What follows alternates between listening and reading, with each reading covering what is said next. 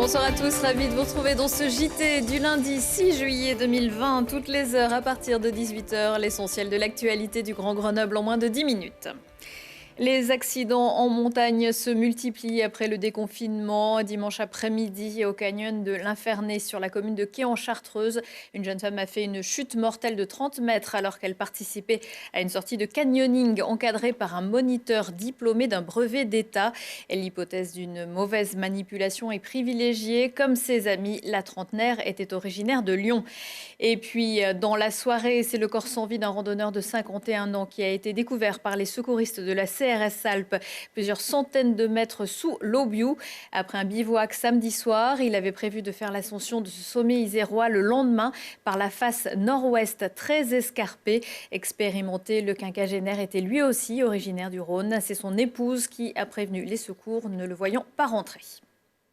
Profiter des activités d'été en montagne, ça peut être bien, mais pour ne pas se retrouver fort dépourvu lorsque la bise sera venue, le Conseil régional d'Auvergne-Rhône-Alpes s'apprête à voter une subvention de 148 554 € à Saint-Pierre-de-Chartreuse pour pallier les conséquences du manque d'enneigement de l'hiver dernier. Cette aide pour la station de ski de Chartreuse sera la plus importante parmi toutes celles versées aux stations de la région, sur proposition de la commission montagne. Un dispositif négocié avec Domaine skiable de France. Le moral n'est en revanche pas au beau fixe du côté de l'Alpe du Grand Serre, qui affiche un déficit de 400 000 €. La communauté de communes de la Matésine va devoir décider si elle prend la compétence que remontée mécanique pour lui donner un coup de main. 150 emplois sont en jeu. Avec Summertime, le centre chorégraphique de Grenoble met l'été en avant, en mouvement même. Le CCN2 a imaginé plusieurs rendez-vous gratuits pour renouer avec les pratiques artistiques autour de spectacles, d'ateliers de répétition ouvertes ou de performances in situ. Parmi elles, une traversée poétique sur le fil en plein cœur du parc Paul Mistral. Lina Badreddine. Perché à plus de 50 mètres de hauteur, Nathan Paulin traversera sur un fil, ou plus exactement une slackline, la distance qui sépare le sommet de la tour de l'hôtel de ville à la tour Perret. Donc là, c'est un jour avant la traversée, c'est l'installation, c'est le moment un peu le plus délicat où il faut mettre en place les choses de la bonne manière pour pas qu'il y ait de soucis.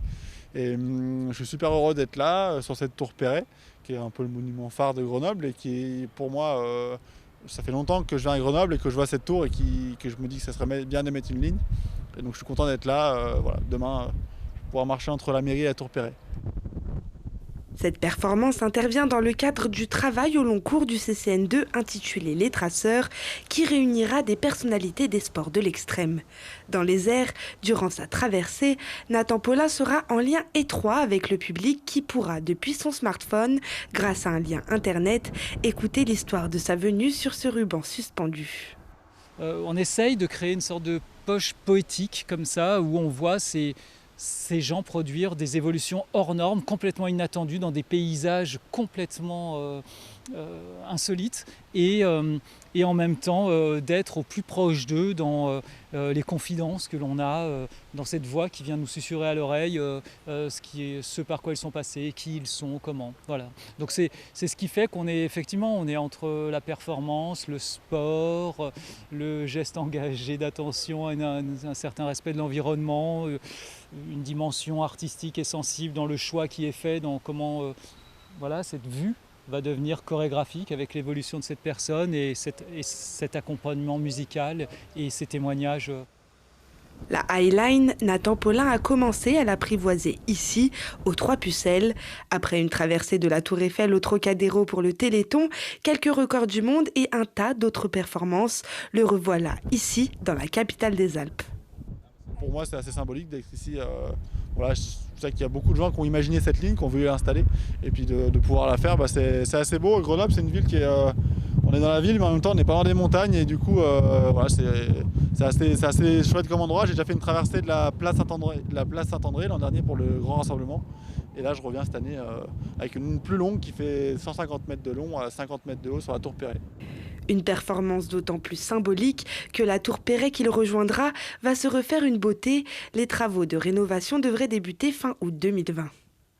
Rendez-vous donc dans le parc Paul Mistral, la tête en l'air à 18 et 19h. Summertime, c'est encore la nouvelle chorégraphie de Rachid Ramdam. Une fugue et 3 danses à 3 balles de Johan Bourgeois. Le secret des oiseaux, un spectacle jeune public ou un numéro de fil de ferriste. Tout le programme sur le site du centre chorégraphique. Attention, il faut parfois réserver certains rendez-vous. Le département de l'Isère, quant à lui, vient de lancer la 4e saison de Paysage au domaine de Visil, qui accueille une exposition photo autour du Tour et une installation contre l'empilement des supports de communication. Après l'automne, l'hiver, le printemps, c'est donc l'été qui va donner des ailes à la culture sur nos territoires. Si l'événement a dû être légèrement décalé, crise du Covid-19 oblige, pour le vice-président du département, il était impensable de ne pas maintenir cet événement devenu incontournable. On a reporté quand on a vu que la situation sanitaire s'améliorait. Bon, c'est vrai qu'on a engagé une réflexion, mais assez rapidement on s'est dit, bon, en décalant dans le temps, en modifiant ou en annulant certaines manifestations, on n'en a pas annulé beaucoup d'ailleurs, on pouvait organiser cette manifestation, la maintenir et faire qu'elle dure un peu plus longtemps. Elle va couvrir tout l'été et se terminer vers la fin du mois de septembre.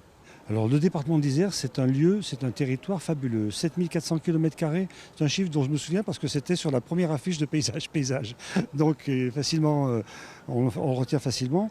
Et on a tellement une telle variété de paysages entre la haute montagne, la moyenne montagne, les plaines du Rhône, on a le Rhône Dauphinois cette année, les plaines de la Bièvre, la vallée du Rhône. Il y a une richesse des paysages et il y a une richesse des propositions qui peuvent être faites à partir de ces paysages qui permettent de tout envisager et de tout avoir. On a à peu près 120 événements qui sont prévus, des expositions, des concerts, des installations, donc, comme ici dans le domaine du parc de Visil. Et je crois que c'est important parce qu'on propose une diversité énorme de propositions culturelles. Mais il y a des choses qui vont être intéressantes, qui vont être importantes. Alors, il y a ce qui va se passer pendant les Journées européennes du patrimoine, il y a ce qui va se passer sur le site de Saint-Antoine-l'Abbaye. Et ce qui va se passer également, nous n'oublions pas Revel-Tourdan qui devait être le village où devait avoir lieu donc l'ouverture de Paysage avec 500 à 600 personnes rassemblées dans un champ, une déambulation dans le visage. Donc les 500-600 personnes, on a abandonné l'idée et c'est un peu la raison pour laquelle on a changé la date. Mais par contre, on aura toujours cette déambulation dans le village entre le château de Barbarin et le château de la commune, donc, mais probablement avec moins de monde que ce qu'on avait envisagé au départ.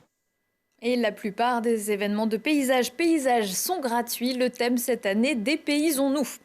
Dans notre série Rétro jour pour jour, retour aujourd'hui 9 ans en arrière avec les tests de 2 gyropodes pour la police municipale grenobloise. Après la voiture, le VTT et même le cheval, c'est en gyropode, véhicule électrique monoplace, que des policiers municipaux de Grenoble surveilleront les parcs et jardins durant l'été. L'idée, elle nous est venue tout simplement d'échanges avec nos collègues, en particulier nos collègues de Toulouse, qui l'ont utilisé et développé dans les parcs, dans les voies piétonnes de la ville de Toulouse et qui nous ont dit qu'en termes de proximité, de lisibilité, de visibilité de la police municipale, c'était vraiment un outil très intéressant. Voir et être vu, c'est l'objectif de ce nouvel appareil non polluant dont le maniement reste assez simple. Donc le fonctionnement, lorsque l'on est sur l'appareil, c'est la gravité, donc le déplacement du corps en avant, en arrière, qui va faire donc avancer l'appareil ou reculer. Et ensuite, lorsque l'on manie le guidon, qui va nous permettre, lui, de tourner soit à droite, soit à gauche, soit de faire demi-tour rapidement sur nous-mêmes. Écoutez, il y a quelques années, on avait une brigade à cheval qui a été supprimée parce qu'elle coûtait très cher à la ville de Grenoble. Ça coûte moins cher. En location, c'est 450 € par mois. À l'achat, c'est 7500 € pièce. Mais ça crée pratiquement, j'allais dire, les mêmes relations. Après un test de 2 mois, la police municipale de Grenoble conviendra de son efficacité. Et visiblement, l'efficacité n'a pas été concluante et la municipalité a changé de bord. Entre-temps, ce sont donc les vélos qui ont remplacé les gyropodes. Le calendrier 2020-2021 de la Ligue Magnus a été dévoilé ce lundi. La saison débutera le 26 septembre. Les Brûleurs de Loups, derniers champions au titre, débuteront par un déplacement à Nice avant de recevoir Briançon le 29 septembre. La saison régulière devrait se terminer le 5 mars 2021. Prochain rendez-vous avec l'info dans 1 heure et en replay sur télégrenoble.net. Je vous souhaite à tous une excellente soirée.